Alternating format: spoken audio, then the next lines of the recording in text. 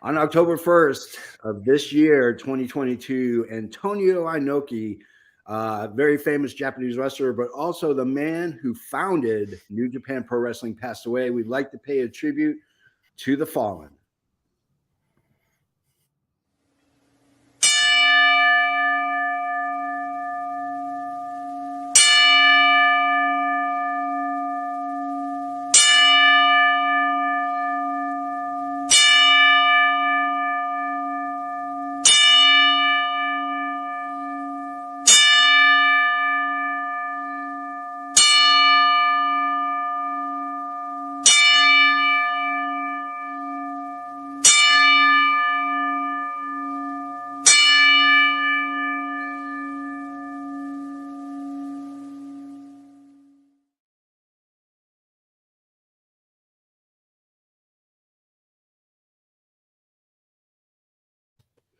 Welcome to another episode of the All Effort Wrestling Show. Today we're going to talk about three guys that are technically not leaving AEW. We're going to talk about who Mick Foley thinks should be in the Hall of Fame. And AEW has two new full-time signees. Two of them, not just one, but a double package. All this and more on the All Effing Show. It's time for the show, damn it. Intern. Coming to you live from the FN Worldwide Media Studios, located in parts unknown. It's the FN Wrestling Show with your host, Canada Dry and the JFB.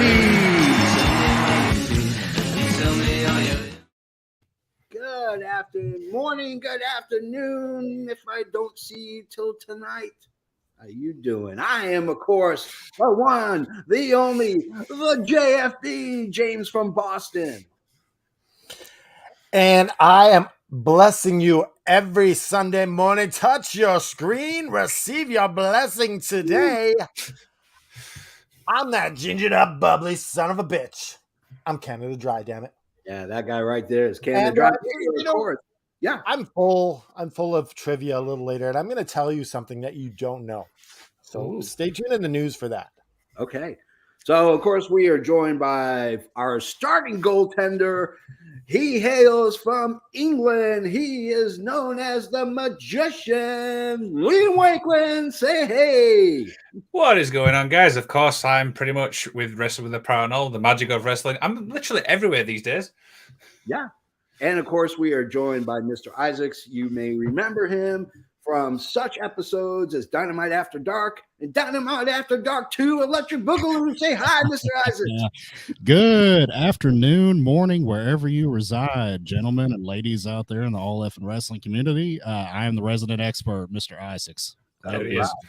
He is the expert, and he's making his debut on the flagship show. This is his first time on the show. He's been everywhere else, but it's his debut here. That is true. So, you know, the rigmarole, you know how we run things here at the All Effing Wrestling Show. We are going to start, of course, with the news. The news. From the four corners of the globe, from our studios to your home, this is FNN. The FN News Network, starring Canada Dry and the JFB.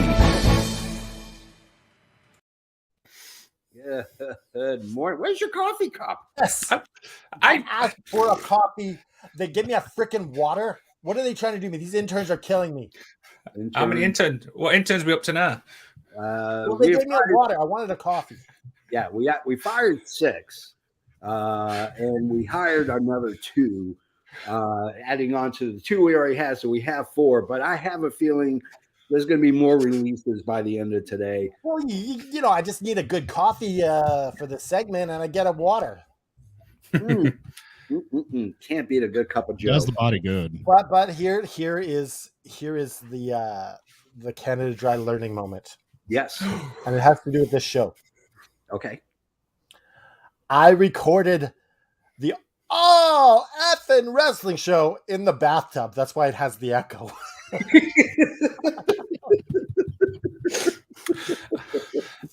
Well, that explains the downpour. All right, that's our trivia for the day. Holy cow! Brought to you by Slurm and Slurm Zero. Get your Slurm on, Slurm. I don't know right. what does new What stand does for, new Bree? stand for, Bree? Tell us. Hello, We're having Bree, our own everybody. little conversation in the chat I here. know, it's hilarious. So she doesn't even know what she's I mean, you know, she asked what the news stood for, and nuclear emissions worldwide studios. There we go. That works. That's what I'm going with. All right, so let's get to the news really quickly. And news, weather, sports. and traffic on the 5. So Caleb Braxton says that Sami Zayn might be the most entertaining character in WWE. What do we think about Sami Zayn being the most entertaining? I agree with Caleb Braxton. I'm sure. Let's throw it out to the crew over here. Canada Dry, what are your thoughts on this? I love Sami Zayn. I love the fact that he's wiggled his way into the bloodline with absolutely nothing but Canadian blood. He doesn't have no criminal blood. He's got Canadian blood. Mr. Wakeland, what are your thoughts? I agree obviously with Canada Dry. I think he's super entertaining. I don't think he gets the recognition he actually deserves, but yeah, super entertaining for me. Yeah, and Mr. Isaacs, what are your thoughts? Yeah, right now I agree with that. I think Sami Zayn is the most entertaining thing on WWE television at the moment. I love Sami Zayn. He's a great worker. He's developed a lot of mic skills the past couple of years. He's funny. I like him. He's killing it. He's absolutely killing it. So the demise and people leaving AEW has been greatly exaggerated. We're going to knock all 3 of these out in a row because they all happen to be from the same faction. We're here, of course, talking about House of Black. Buddy Matthews hasn't been on AEW TV. He's been back in Australia working on getting his paperwork and his work visas in order so he can come back. Someone on Twitter started promoting and tweeting about Brody King leaving AEW. And then, of course, everybody assumed Malachi Black asked for his release. He actually did not. He's taking time off to get into a better mental place. So House of Black not leaving AEW anytime soon. What are we thoughts on that? We'll go with Mr. Liam. What are your thoughts on House of Black still staying in? I mean, I absolutely love the House of Black. The one thing I like is that Malachi went on Instagram and point blank said, look, the rumors are not true. This is what's happening. Because the rumors were pretty heavy. Do you know what I mean? Everybody were like, oh, crap. But the fact he's put him to bed, I think hopefully this will make him die down a little bit. Yeah. Mr. Isaacs, your thoughts? I don't know who Dave Meltzer's sources are, but he needs to find some new ones. Because he's been wrong a hell of a lot lately about AEW. Yeah, his sources are Jack and Daniels. Right. I'm glad that these guys are sticking around. I want to see more of them on television, though. I know they've all got their issues. Let them stay off TV for a while. When they're ready to come back, bring them back. But I want to see them more prominently on the show. I think Black should be a main eventer. Oh, yeah, absolutely. Canada Dry, your thoughts really quick. Okay, so we played the clip from Instagram that Malachi Black did on the Wrestling with the Paranormal show. We discussed this at length. It's a shame that the dirt sheets get so involved in the wrestlers' lives. It just, it caused a major dissension in AEW. Like CM Punk wouldn't have done that if the dirt sheets hadn't been involved, right? So it played a major role. Dirt sheets are brutal. Yeah, absolutely. Yeah, the hell with the dirt sheets. That's why I don't read them. That's why I don't I don't go into dirt sheets, because I don't want to be spoiled. I don't want spoilers. I want to be able to go in and watch. Well, that's the one thing we don't do at F and Wrestling. We definitely do not post spoilers. Yeah, absolutely. Our next bit of Bobby Fish. How much fish could Bobby Fish fish if Bobby Fish could fish? Woo, that was a mouthful. Says that the reports of him asking O'Reilly and Cole to leave with him and possibly go back to WWE is completely unfounded. Soraya has a 3-year contract with AEW. How excited are we that Soraya has a 3-year contract? We're not sure if she's going to wrestle at some point. We know it's going to eventually happen. She'll get the clearance. But Mr. Isaacs, your thoughts on Soraya's 3-year deal? I'm glad to see her back. I mean, she looked a bit rusty as far as promo skills are concerned, but I'm hoping that her health is good and that she can wrestle because I really want to see her back in the ring. I loved Paige. I think that she's kind of the one who really kind of kicked off this women's revolution deal a few years back, and I'm excited to see what she can do. I really hope she can wrestle, and I really hope that the girls there, especially the green ones, don't hurt her. Yeah. Canada Dry, your thoughts? Well, I think it's great to see her back in wrestling and AEW. But what I notice when someone comes over that's been part of the WWE chain, they're not ready to step out on their own and just do their own stuff. And they're kind of cut like a deer in a headlights sometimes because they're not used to just saying what's on their heart and what's on their minds. And I think that was a little bit of the case with Soraya on Wednesday.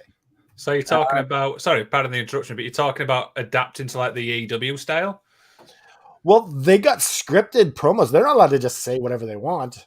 Yeah. But in AW are, and so I think a lot of people are not used to the trading wheels just coming off right away. Yeah. Yeah. Liam, what are your thoughts on Soraya's 3-year deal with AEW? I mean, I agree with what Mr. Isaac said there. I mean, I hope we see her back in the ring. Plus, I've got to stick with my Brits, obviously. Of course I have. Sasha Banks actually has removed any mentions of WWE and actually has changed her name on Twitter. Is this a swerve? I mean, we were being told by the dirt sheets for a while that the possibility of them returning is huge. And now it looks like, Naomi is been radio silent. Sasha Banks is changing her name. Canada Dry, your thoughts? What do we see Sasha Banks eventually wind up back at WWE, or do we see her go somewhere else? I think they very, very possible she still ends up in WWE, but I think you got to keep your if you get an opportunity to be in Hollywood and get your name out there, even in the indie scene, like you could get a large payment from some of these companies to show up for one night and establish yourself as Mercedes. Why the hell not? Yeah. Magician, what are your thoughts? If you'd have asked me this question if Vince was in charge, I'd have said no, they wouldn't have gone back to WWE. But with Triple H in charge, I think it is a big possibility because we've seen the changes he's actually doing. Yeah. And Mr. Isaacs, your thoughts? I think she'll be back. She's done this before in the sense of that she changed her Twitter handle to her real name a while back. Yeah. I can't remember if it was a couple years back, but I know for a while she was Mercedes on Twitter. I think she's kind of working everybody, to be honest with you. I do expect her to be back. I'm kind of in agreement with Liam. I think if Vince hadn't stepped down, she probably wouldn't have come back. Yeah. But under the Triple H regime, I definitely think she'll be back. Well, yeah, Triple H has a lot of goodwill with a lot of wrestlers. So he's really got that loyalty thing going with them. Yeah, absolutely. Mick Foley says that Sable 100% deserves to be in the Hall of Fame. I'm gonna say my comments for last. Let's go with the Magician. Liam, what are your thoughts on Mick Foley's statement about Sable? I mean, I'm a huge Sable fan, so I'm going to say yes, she does deserve it. Some people may agree, some people may not, but for me personally, from my point of view, yeah, absolutely, she should be. Yeah. Isaacs, your thought? She didn't have a lot of talent per se. She wasn't a good wrestler, and she really wasn't a good promo or anything either. But she had a fantastic look that really kind of fit the aesthetic of kind of that late 90s pinup model look. Yeah. I mean, she was super over. She got big pops every time she came out. And whether you like her or not, you have to admit that she really did do a lot for getting females back on television. Now, I know it was kind of like dragged through the mud for a little while before we got to like some serious competition, but yeah, I mean, I'd say she's done enough to justify a Hall of Fame run. Yeah. Oh, Canada Dry, what are your thoughts? I agree completely with Jeremy Isaacs. I think that, she did. She did come in and she was, she pretty much opened the door for people like Trish Stratus to really step up. And, Trish didn't always get to do the wrestling right away because of the where it was. But I think that, Sable definitely deserves to go in. Well, deserves is a tough word. I'm going to take that back. Not deserves, because I think she'll go in. Yeah. Just because people put people in, and that's just how it is. She's a name. Yeah. I if we're going by pure wrestling ability, absolutely not. I don't think she deserves to go in. So many others don't either, right?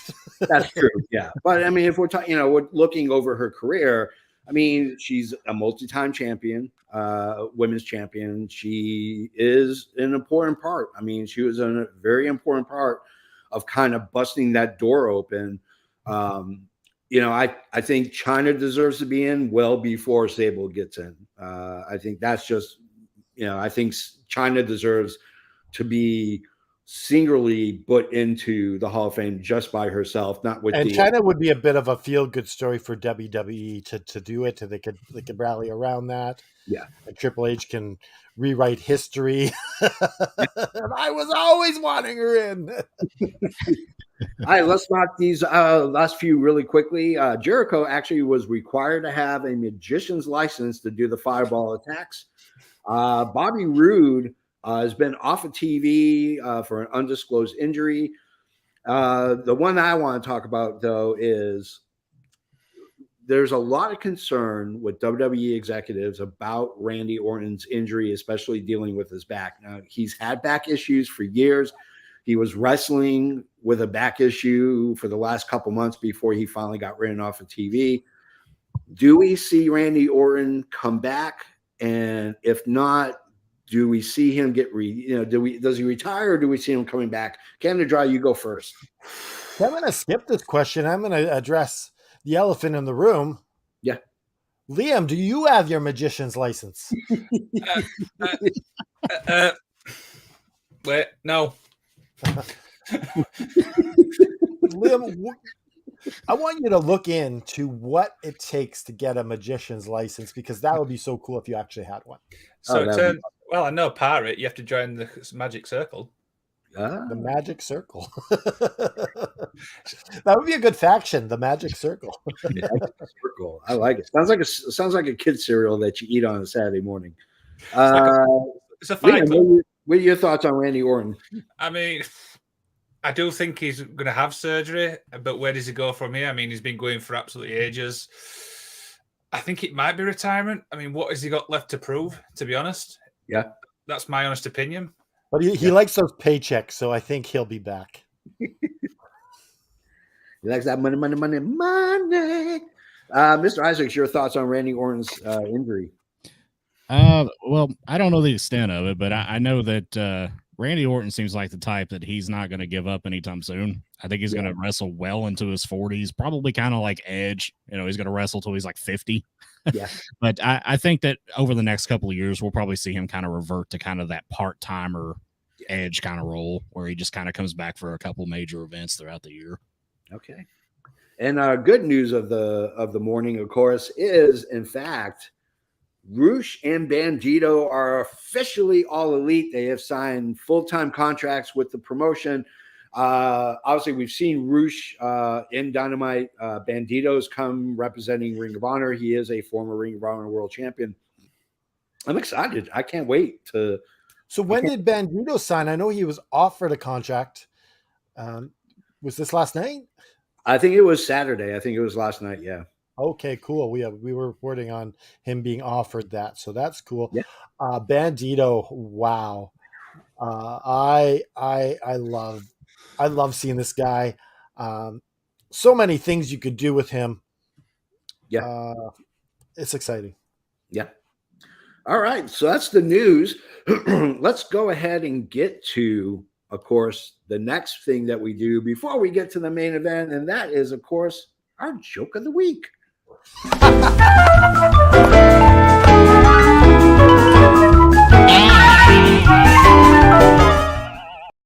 Everyone, here's the joke of the day. What is black and white and red all over? A newspaper.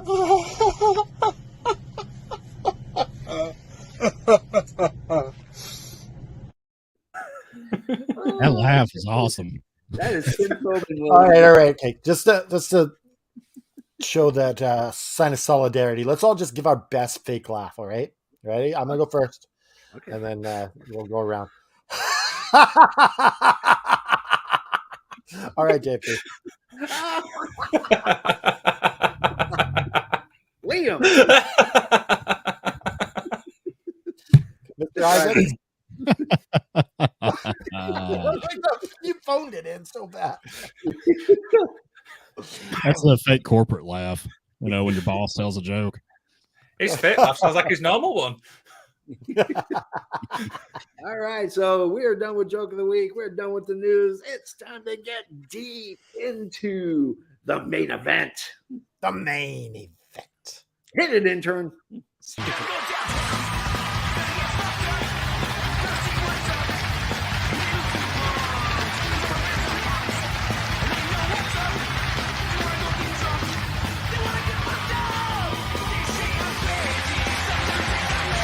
Gentlemen, this is the main event of the evening.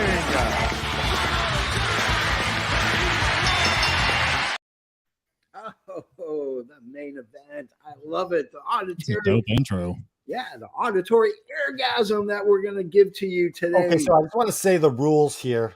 Okay. And we're going to do this from now on the show. Is if JFB hits the ring bell, that means you've talked too long. He shut you down. You hear this sound. It's time to cut. We're playing you off the stage. All right. So we are going Shame, Mr. T. we're going to talk about the Monday Night Wars. I'm going to give a really quick backstory. The wars didn't start with Nitro versus Raw. It actually started a few years earlier. Vince bought Georgia Championship Wrestling, and that ensured him he was going to be on cable television, TBS and TNT specifically, which drove Ted Turner bonkers. Now, while he was making a buttload of money from it, he had to pay WWE for their product to be aired on his show, on his channels. So Vince decides at the last minute, screw it, we're gonna go ahead and sell it to Jim Crockett Promotions. Jim Crockett Promotions goes under. Ted Turner buys it, rebrands it as WCW full time instead of just naming the show World Class Champion or World Championship Wrestling. He names it World Championship Wrestling as the promotion. And then Raw goes on first, and they start in 93, and then Nitro goes live in 95, and then we start the war of attrition, if you will. So I want to talk about what are some of the best moments that we've had with this war. I'm going to go with Liam. Tell us your very first best moment that you can remember from this war. Wow, there's so many, but the first one is probably the outsiders obviously going to WCW. I mean, for me, I didn't know where this was going to head, and then obviously as weeks progressed, you were kind of like drawn in, and then bang, NWA were basically NWO. Yeah, absolutely, Mr. Isaacs. What is one of your very favorite moments, if you will, about the war of Monday Night? The formation of the NWO definitely is my favorite. It completely revolutionized wrestling. And, I was in school at the time. Everybody was walking around with NWO t-shirts on. It was a huge boom in popularity as far as popular culture is concerned. Yeah. Canada Dry, what are your fondest moments? You know what my favorite moment is? When Bret Hart showed up after the Montreal Screw Job. Yeah. in Monday Night Nitro. Do you remember they sang "O Canada" for him before he even showed up, and they butchered "O Canada" so bad. I think they had the flag upside down, and like they were mocking him. Yeah. I have to agree. I feel that one of the most biggest moments is WWE talent jumping ship. I mean, it didn't start with Hall and Nash. It started with Hogan and Macho Man. Hogan went first. Hogan knew his time was coming up in WWE. He decided to kind of semi-retire. He was doing his show, Thunder, whatever. Ted Turner and Eric Bischoff kind of talk him into coming back. We'll get to that. We'll get to that. Okay. But Macho followed, and then there was that kind of really down period where WCW wasn't doing well. And then when Scott Hall and Kevin Nash coming out, or at least Scott Hall first coming out saying they're gay. Yeah. You can't speak ill of them. I'm going to bring this up. I feel WWE, for the first time in their history, really dropped the ball when they started making fun of WCW in those little segments. They had the Nacho Man or whatever they had him, and they had Hulk Hogan, and they even had Mean Gene Okerlund, and they're making fun of WCW using their old wrestlers. Yeah. And to me, I had no idea about WCW, and I wanted to watch it now because of those segments. They brought my attention to WCW, which was completely silly. Yeah, absolutely. Well, let's talk. I mean, Joseph Graham mentioned that some can consider this to be the very first shot across the bow. Lex Luger, who was in for at least the previous week, was still a member of WWE, showed up on Nitro, the very first Nitro, which was shot at the Mall of America and was live. He showed up, and it was a huge surprise. So, Mr. Isaacs, what are your thoughts on Luger just showing up on Nitro? Yeah, that was a big deal because, I mean, right before that, Luger was doing his shot in the WWF, and he was wearing the red, white, and blue, and, he did the slam on Yokozuna and everything shortly before that. That was like a big deal, man. I think they were kind of trying to push him as the all-American bodybuilder type, kind of to replace Hogan. And, he walks out on Nitro, and if I remember correctly, it looked like he was wearing the puffy shirt from Seinfeld. He came out on the Nitro at the end of it, and, I mean, that was like a big deal, man. That was like a big star that the WWF was pushing as a main event guy. Yeah. Liam, what are your thoughts on Luger showing up on Nitro? So that obviously in WWE, they're obviously trying to push him as the next Hulk Hogan, which would it work? Who probably knows, but yeah, I actually remember this segment pretty well, and I just remember the pop for that. It was unbelievable. Yeah. Canada Dry, your thoughts on Luger just showing up? I wonder why Luger didn't get that same sort of. He had that big promotion in WWE, the Lex Express. He body slammed Yokozuna on the aircraft carrier.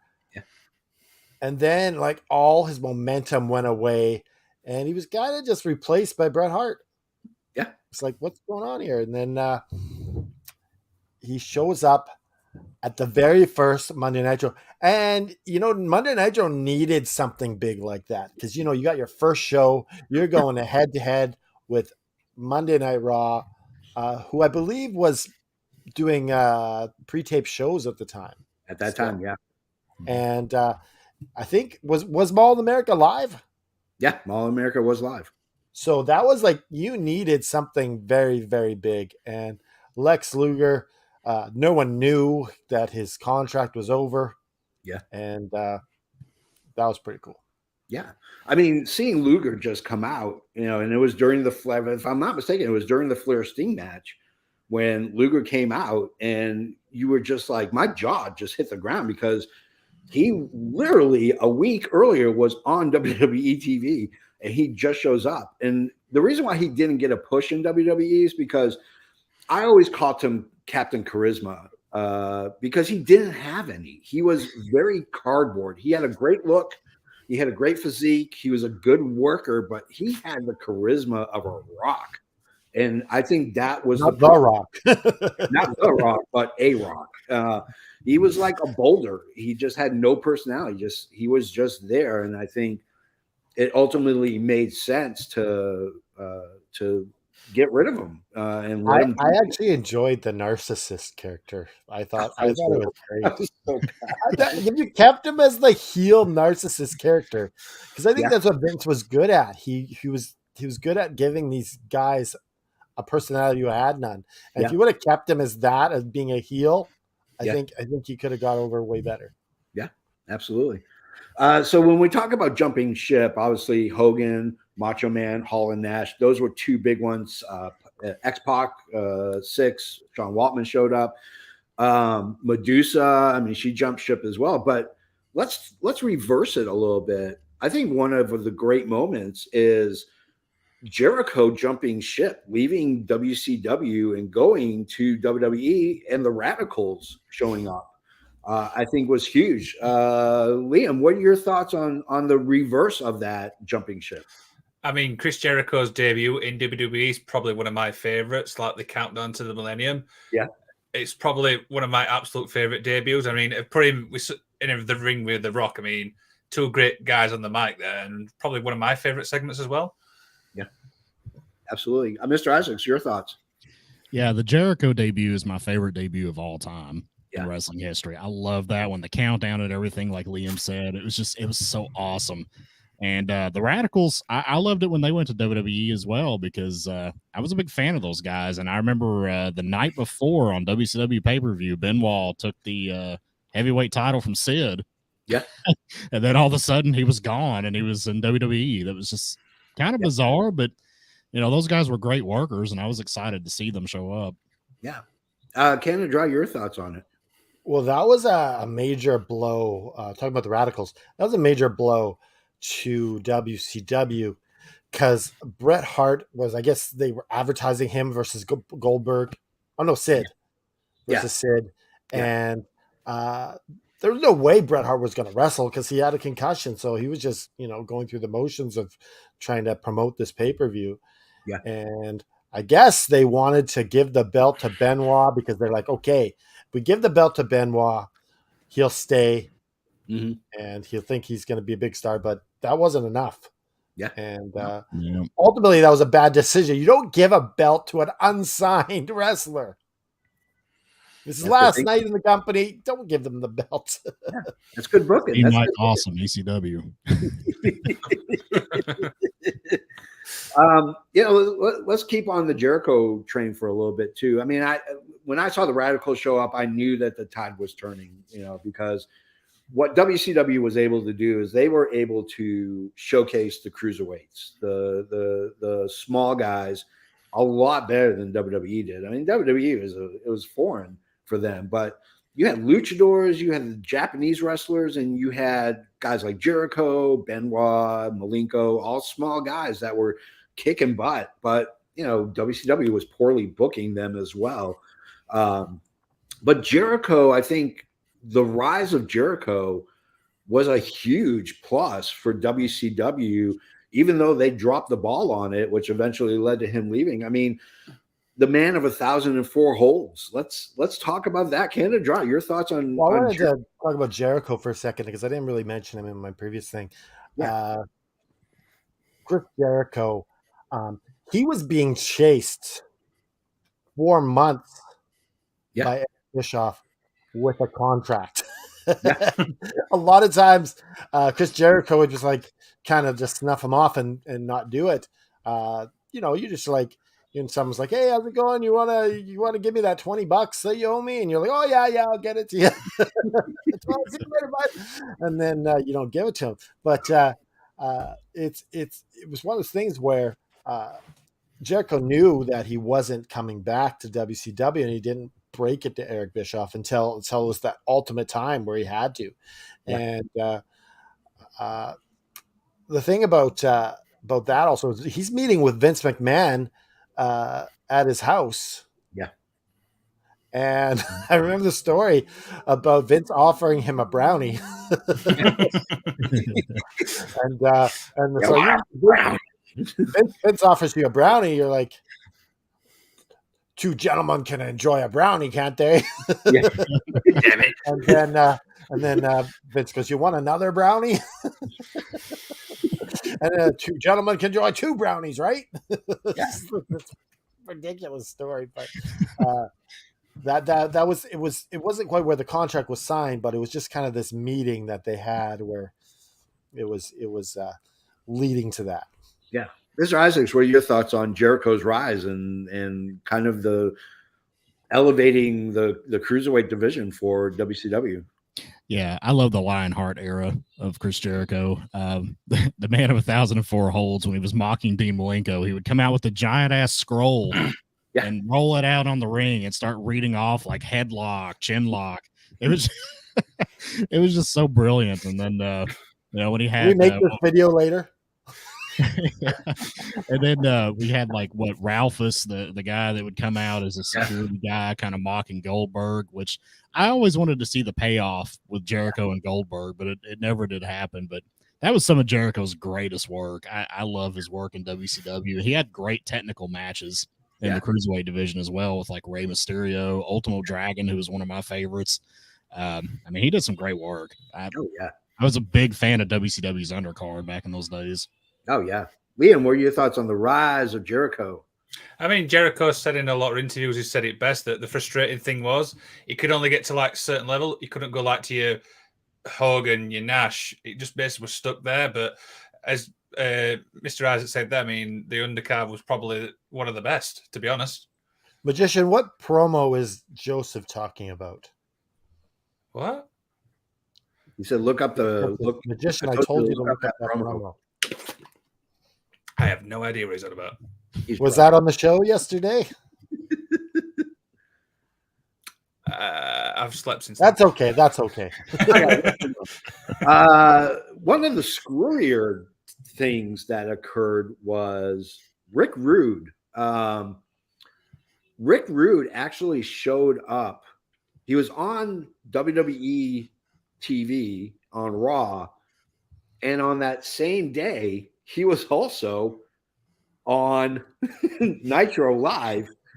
Again, it's another screwy thing, but one thing I do want to bring up, which I think really kind of helped WCW really start that war, was Luger winning the WCW Big Gold over Hogan, which was a huge momentum swing for them. It was the first shot of WCW beating the NWO, getting the belt back into the hands of WCW and out of Hogan's hands. So, Canada Dry, your thoughts on Luger winning the belt? Well, he didn't hold it for very long, did he? No, he did not.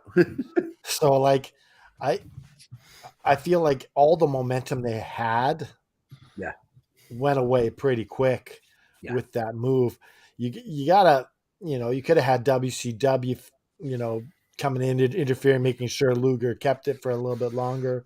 Lots of things you could have done to keep that story going. Because after that, Luger went down the pecking order pretty quick. Oh yeah, absolutely. Liam, your thoughts on Luger winning the Big Gold? So the funny thing is, I actually don't remember him winning the gold. I think because he didn't have it for that long. Yeah. And as Canada Dry said there, he built up the momentum so much, but then he just gone downhill. So this is probably a moment I least remember. Yeah. And Mr. Isaacs, your thoughts on the Luger win? It was definitely a big moment, but I mean, this era of WCW was the Hulk Hogan show. So the belt didn't leave his waist very often for about 2 or 3 years there. Yeah. But it did feel like a big moment at the time because, as a fan, you were kind of like wanting WCW to have a big victory over the NWO. That was it, as short-lived as it was. Yeah. Here's my hot take on my next question, and that's going to be, and I have it listed as a best moment. It's a hot take. The Montreal Screwjob, and we've talked about it on ad nauseum. Every podcast has had a show dedicated to the Montreal Screwjob, and while it may not have been good for Bret, the fact that it happened and McMahon getting on TV and saying Bret screwed Bret created probably one of the greatest heel characters of all time in Mr. McMahon. So, Liam, your thoughts? Does it belong on the best? Does it belong on the worst? Does it belong on the best of the worst? What are your thoughts on the screw job? I think it has to be on the best, because if you look at the longer picture, look what happened. I mean, they went through a transition period, which, to be honest, it did actually need, because they were obviously getting screwed in the ratings, and that change pretty much, it didn't happen overnight. It obviously like a long process thing, but like I said, look at the end goal. Yeah. Mr. Isaacs, your thoughts? Yeah, I agree. The Mr. McMahon character that kind of came out of being the evil boss that screwed over the babyface in Canada. That was a big deal. That was a big game changer. That really was the catalyst that kind of started the Mr. McMahon character, which ended up being the greatest heel character probably in the history of pro wrestling. Yeah. So I definitely think that the Montreal Screwjob, whether advertently or inadvertently, does belong on the list of the biggest moments and biggest contributions to what we see in wrestling today. Yeah. Canada Dry, I know you love the Montreal Screwjob.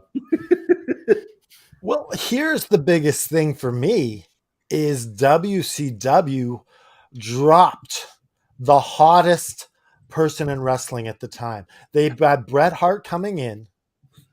He's being talked about, the screw job, and you don't do anything. You have him as a referee in his first debut. Yep. He's the hottest property in wrestling right now. Everyone's talking about Bret Hart, and you have him as a referee. Not only that, you bring in Neidhart and Bulldog. Yeah. And you don't put them together as the Hart Foundation or the Hart family? Yeah. Are you stupid? Like, you put the Hart family together and you continue what they did in WWE in WCW, and you do it despite, like, that would have changed the tide in WCW's favor if they did this. You could even put Jericho with them at the time, and because he's in the, like, it would have been Jericho great. And Benoit. Yeah. So I want to talk one more thing, and that's factions. Obviously, you had the NWO, and the NWO ignited, and it lit, and it exploded, and it changed the face of wrestling, because casual fans were walking around, or people don't even know what wrestling was, had NWO shirts. And then DX happened, and you had these two factions that just clashed against each other on opposing networks and on TV. So what faction do you think paved the way for the win? Do we think it was the NWO? Do we think it was DX? Mr. Isaacs, your thoughts? I think the NWO had the bigger impact. Yeah. I think the NWO is what really kind of swung the pendulum in favor of WCW for quite a while. Yeah. DX was great too. And DX definitely had its role in propelling the WWE into a higher caliber of relevance and popular culture. Yeah. But I think the NWO has got to be number one. The NWO is the most iconic faction of all time, and I don't think there's anything that's ever going to touch it. Yeah. Liam, your thoughts? NWO, I fully agree. Obviously the mid WCW, the very popular as they were at the time. DX was obviously great, super entertaining, but I think number one faction has got to be the NWO. Yeah. And Canada Dry, your thoughts? They copied New Japan, right? Yeah. Yeah, they copied the New Japan. It's funny that New Japan ends up copying them later on with the Bullet Club. Yeah, it's this circle of which is it's just funny. Wrestling is cyclical. Yeah, totally. But like DX was WWE's answer to NWO, and they needed to answer that. They needed something, and I think that with WWE's writers, and they did it better. It wasn't the original, but they did it better. Yeah. And I'm not a huge DX fan because I think it went on way too long and different variations of it. Yeah. But at that time when the Monday Night Wars were on, DX was able to raise it to the next level. Absolutely. They definitely had better promos, and Yeah. the writing was better for DX. I would agree with that. Do you agree? Do you remember when DX actually invaded? Yeah. That was a good little segment there. Yeah, when they invaded Nitro in Atlanta. That was the big deal. Well, it's funny because they had WCW wrestlers ready at the other end of that door when they were there, and they had no plan if they were able to get in. What would they do? Like, hey, how's it going? Shake that.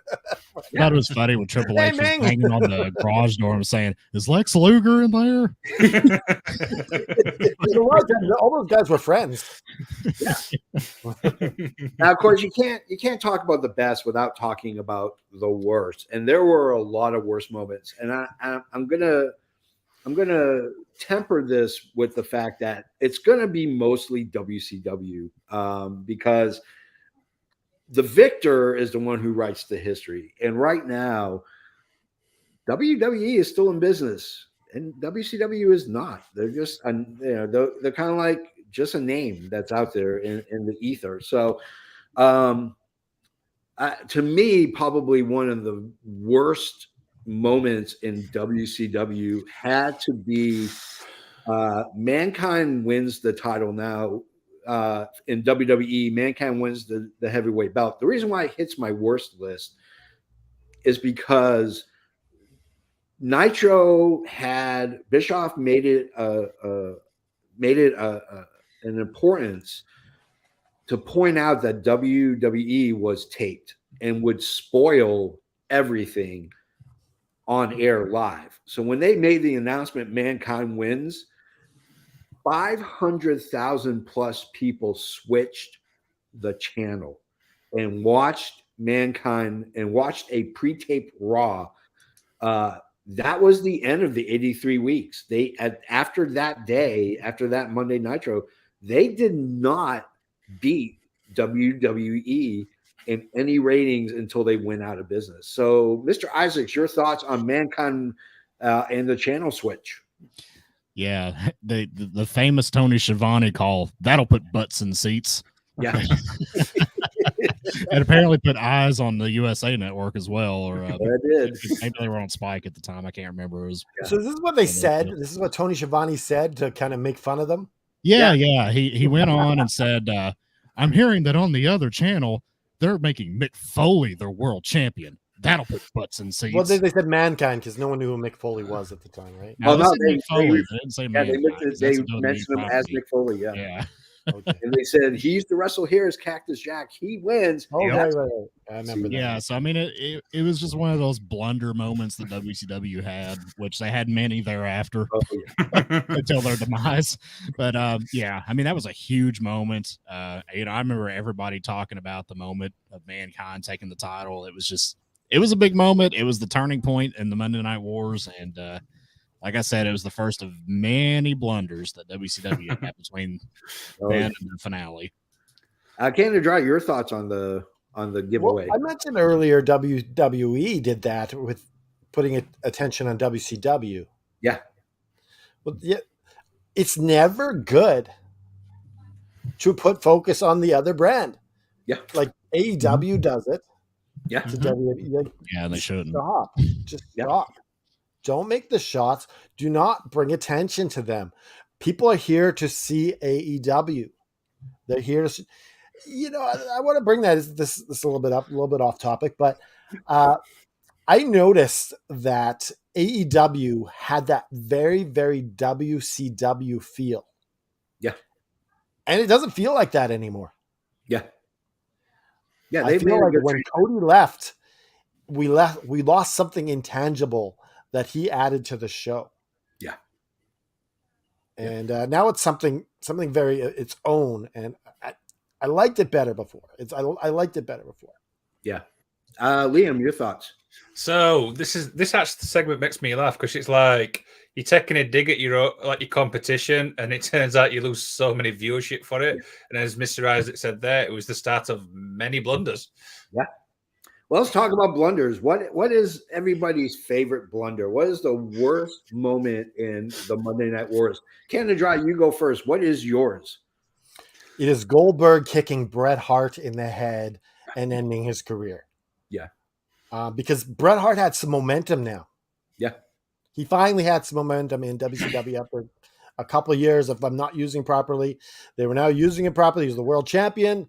He was leading the new NWO, and that was, as much as people don't like it, he had a good group of guys. Yeah. Yeah. And Absolutely. that ended it all right there. Yeah.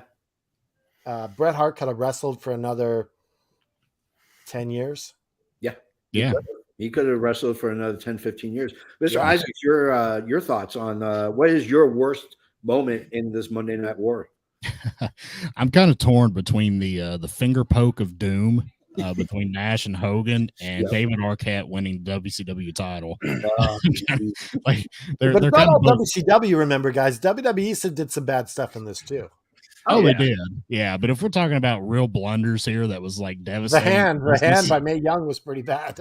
It was pretty bad. Yeah, it didn't destroy business the way that No. the WCW blunders did. I would say one of those two. Finger poke of doom was pretty embarrassing. I mean, that was just awful. It didn't make any sense at all. It just completely rebooted the storyline. And you know, Hogan wrote that.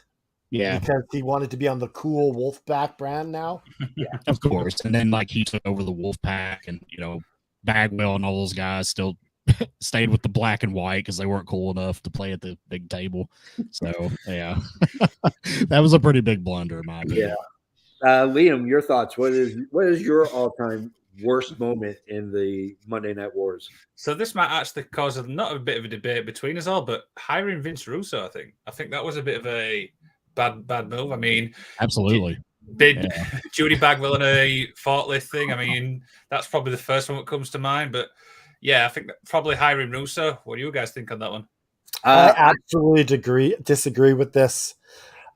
Russo was doing a great job. The only problem he had was he didn't stick with any of the gimmicks that he was doing. Like he would be doing the No Limit Soldiers. Yeah. And then the next week there'd be no Limit Soldiers. Yeah. And different things. But I felt that he really brought life to some of the characters. Like he made Prince Iakea, or whatever his name. He made him the artist formerly known as Prince. Yeah. I personally thought it was garbage. I'm not a fan of Russo. I think Russo takes way more credit than what he's due. He comes across as someone who thinks that he created wrestling, and he didn't. McMahon gave him an avenue, and he's stuck in that avenue. But at the end of the day, he's not driving the car. McMahon is. Vince McMahon is driving the car. Russo is a passenger. Always has been, always will be. So when he finally was able to run something, and this is, right when Bischoff was getting fired, it was a train wreck. I mean, it was an absolute train wreck. And, him winning the world title was a travesty as well. Actually, we have something worse. Owen Hart's passing during the Monday Night War, I think, actually tops everything. Yeah. And it's a WWE event. Owen Hart dying during the pay-per-view is the absolute worst. I agree with that. I mean, and the fact that they kept going on with the show, I think was just horrendous. I think it was a WWE event, so good everything on WCW. Yeah. One other one that really comes to mind too, and we'll use this and we'll close off on this. Goldberg versus Hogan on a Nitro in the Georgia Dome. Instead of it being on a pay-per-view, 2 weeks later would have been, if I'm not mistaken, would have been Starrcade, would have been the pay-per-view that they could have, if they waited 2 weeks. They didn't care. WCW did not care about pay-per-views. It's extremely obvious. Watch the pay-per-views during the Monday Night Wars. They were garbage compared to Vince, who cared about the pay-per-views and used the Monday night show and eventually SmackDown as a vehicle to promote the pay-per-views. Bischoff was like, screw the pay-per-views. We'll use the pay-per-views to promote Nitro. Goldberg and Hogan should never have happened on Nitro. Mr. Isaacs, your thoughts? I agree with that. I understand why they did it in the sense of that WWE was a standalone independent company, whereas WCW is viewed as a television project. Yeah. So because of that, because of the fact that they were owned by Turner, they were a Turner property. Yeah. Turner's vested interest was not in them independently as a company. It was in them spiking a rating and bringing in ad revenue. So I understand why they did it in that sense, but strategically from a professional wrestling standpoint, looking at it, yeah, it was a mistake. It should have been on pay-per-view. Yeah, absolutely. Liam, your thoughts on the Hogan Goldberg match? I think that Eric Bischoff said it in an interview best. He was trying to do like pay-per-view things weekly, and it was obviously the wrong call. Yeah, it was 2 weeks, but hey, we don't make the rules, unfortunately. Yeah. Canada Dry, your thoughts on the Goldberg Hogan match on Nitro? Well, yeah, obviously it should have been on a pay-per-view. I also want to talk about another huge botch that they did is not having Bret Hart and Hogan have that big pay-per-view match. Yeah. Like they wasted it. Hogan versus Bret Hart on a Monday Nitro with a swerve of Bret Hart joining Hulk Hogan and beating up Sting. That was just dumb. It's ridiculous. Yeah. Bad booking. In the end, Bret Hart's massaging Hulk Hogan's shoulder. I mean, the NWO bloating was like a whale carcass. I mean, you know, everybody and their aunts and their mothers and their brothers were members of the NWO. And, I mean, it got so bad that, you know, when you have enhancement talent portraying themselves as NWO, that shows you right there that it does not belong. You kept it to 5 or 6, it would have been perfect, but everybody made it just that much worse. You didn't enjoy those great Vincent matches? Oh no. Wow. WCW starting with Vincent. That's why I watched Nitro was for Vincent. Yeah, absolutely. So Tommy Hilfiger jeans. You saw a lot of those. Yeah. Yeah, everyone had Tommy Hilfiger jeans. Yep. So I'm going to give everybody one chance here, and it's going to be to talk about what are your parting shots about the Monday Night War. We're going to go with Liam first. Sorry, what was the question? What is your final thoughts on the Monday Night Wars? It's probably one of the biggest moments in wrestling. I mean, it paved the way for obviously a lot of the wrestlers today, and it's never going to be replicated. And we're not going to see competition to WWE for quite some time, I think. Yeah, Mr. Isaacs, your final thoughts on the Monday Night Wars. My favorite era of professional wrestling, I was in high school during this time, and I can tell you that wrestling has never and will never be as culturally relevant as it was then. It's just not.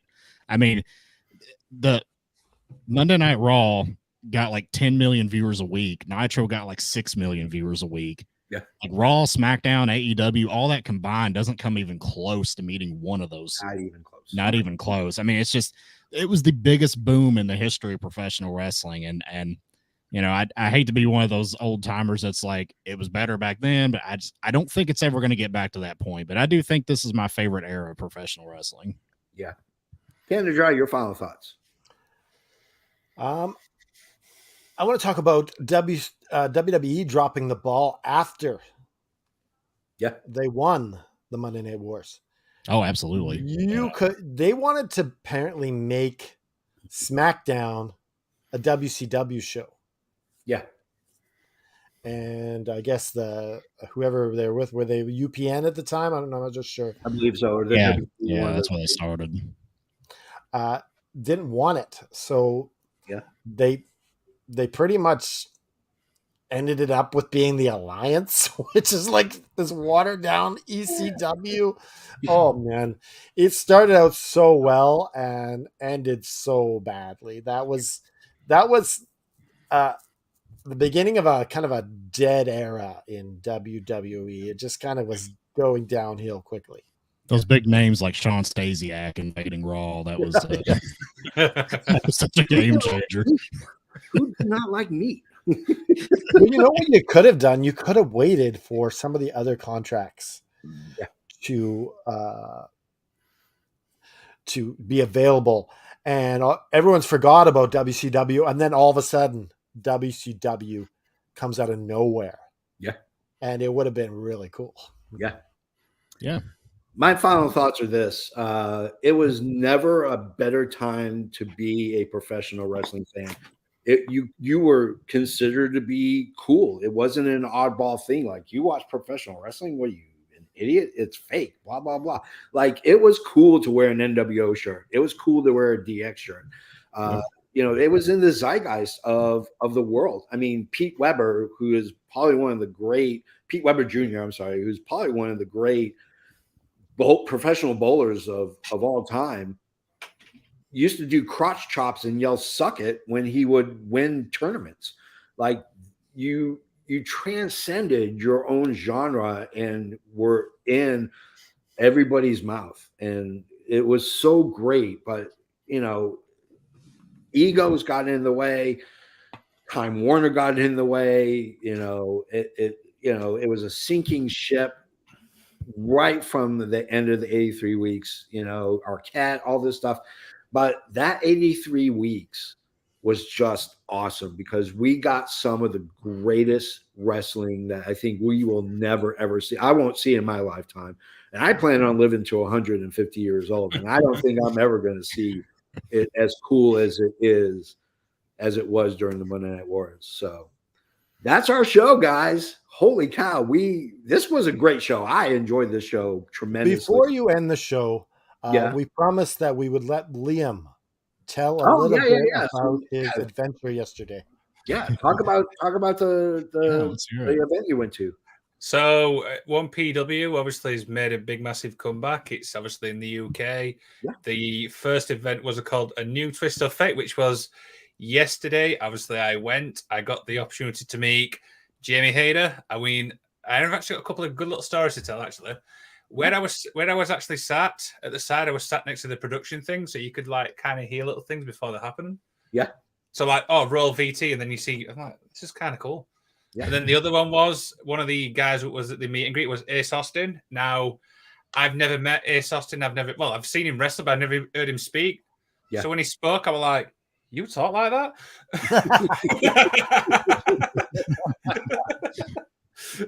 But no, overall, it's an absolutely great night. It will be on Fight TV on the 6th, so you can obviously pre-order it and watch it back. Some big names on there, but I'm not going to spoil it. All right. No spoilers. That's the way we like it. All right, so that's our show, ladies and gentlemen. We had a great time. It was really fun getting to sit down and talk with everybody about just a great era of wrestling. Of course, you can find us on our websites, one of the great websites of all time, fnwrestling.com. You go all the way down to the very bottom. It has all our social media links.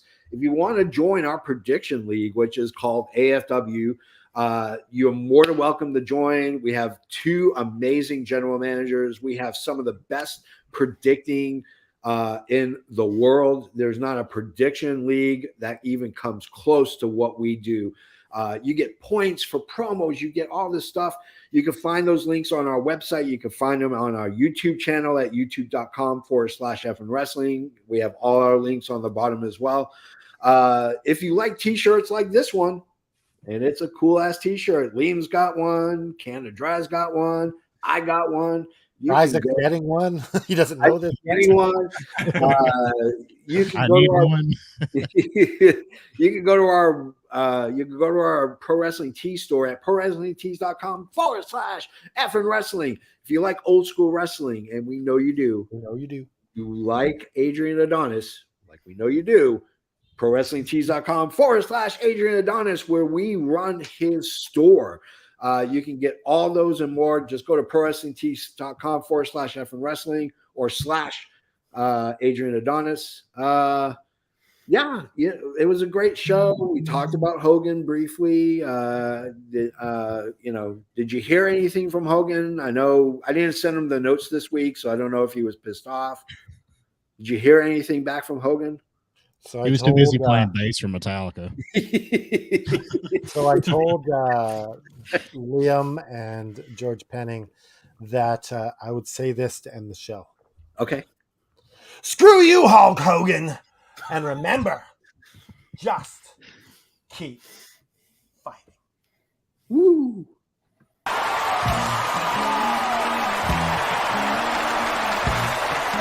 This has been an effing worldwide media production.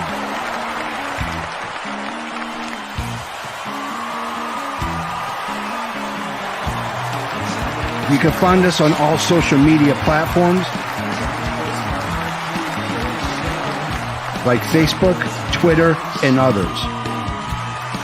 Head over to our YouTube channel at youtube.com/effing wrestling. And while you're there, click like and subscribe. Want some swag? Head to our store at prowrestlingtees.com/effing wrestling. You can find all these links and much more at our awesome website, effingwrestling.com. As the JFB always says, you can book it.